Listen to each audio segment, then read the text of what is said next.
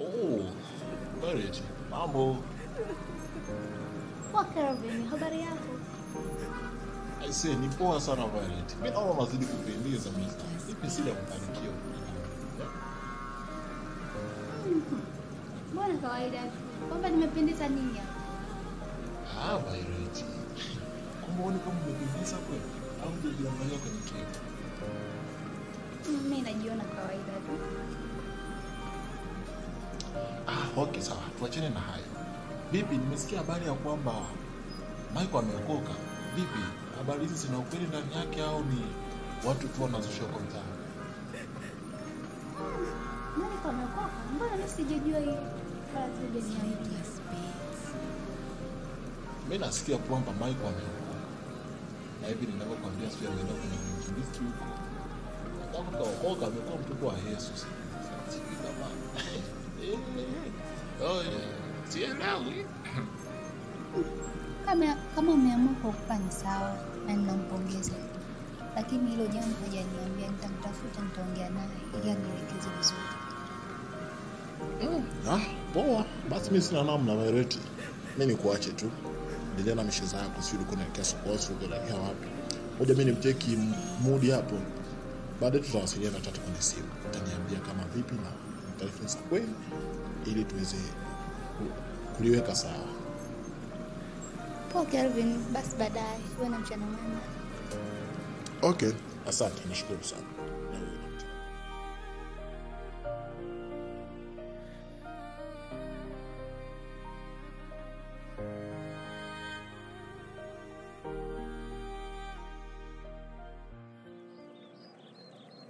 Baby, mbona leo umechelewa kufika? Shida nini mpenzi? Darling, leo nilikuwa na kazi nyingi ndio maana nimechelewa. I'm sorry. Okay baby, unajua nilikumisi sana Nilikuwa natamani sana kukuona. Nafurahi kwa sababu umefika hapa. I miss you too baby. Nimemiss sana kukuona ndio maana niko hapa. Okay darling, unajua nimekuita hapa kuna jambo moja la msingi sana ambalo nataka kukuambia. Sema kweli baby, mimi nimeamua kuokoka, nimeamua kumrudia Kristo. Nimeona maisha heri tu tumtumikia Mungu mpenzi. Ndio maana mimi nimeamua kubadilisha njia yangu. Nimeacha yale yote ya kale, nimemrudia Mungu sasa. Nimekuwa Mkristo mzuri tu na muamini Mungu na kumtumikia Mungu kwa sasa. Hongera darling kwa hiyo hatua uliyochukua. Lakini nina swali moja kwako. Vipi kuhusu penzi letu? Darling, sio na wasiwasi. Mimi bado ni wako. Mimi bado nakupenda. Niko tayari kuishi na wewe. Wala sio na wasiwasi. Tutazidi kuwa wapenzi kama ilivyokuwa hapo awali. Mimi na wewe mpaka tuwe pamoja katika familia. Sawa mpenzi, usiwe na wasiwasi. Mimi ni wako daima. Kweli darling? Kweli mpenzi, mimi nakwambia hivyo. Lazima tutaishi pamoja mimi na wewe. Wala usiwe na wasiwasi. Uwe na amani kabisa. Mimi nakupenda. Okay mpenzi, mimi nakuamini wewe tu. Na nakusikiliza wewe tu. Wakitoka wazazi ni wewe. Aisema reti. Unajua sometimes najivunia sana kwa nini. Yaani sijuti katika maisha yangu. Vipi? Twende tutoke kidogo tutafuta hata soda au vipi? Okay darling, twende zetu.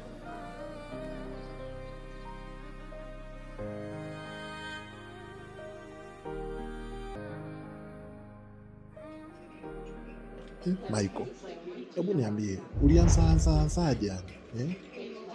Paka ukasema eti umeokoka. Walikushawishi kwa kitu gani ndugu yangu?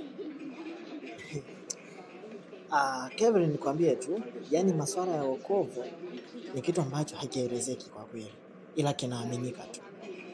Naweza nikakwambia tu maneno alioniambia, maybe wewe sikuguse, lakini mimi alinigusa.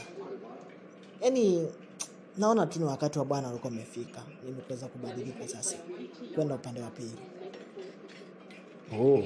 Sawa. Lakini kumbuka mimi ninavyojua hao makanisa walokole. Yaani kuna vitu hautoweza kuvifanya. Watakuzuia kabisa. Hautoweza kuvifanya. Umekifikiria hicho kitu? Ni kweli Kelvin unachokisema, lakini mimi ninachojua kwamba kama kuna kitu ambacho hawakifanyi, basi naamini na Mungu mwenyewe ndo ameruhusu wasikifanye. Kwa sababu kama ni cha Mungu, Mungu angekiruhusu. Kama sio cha Mungu, Mungu asingekiruhusu.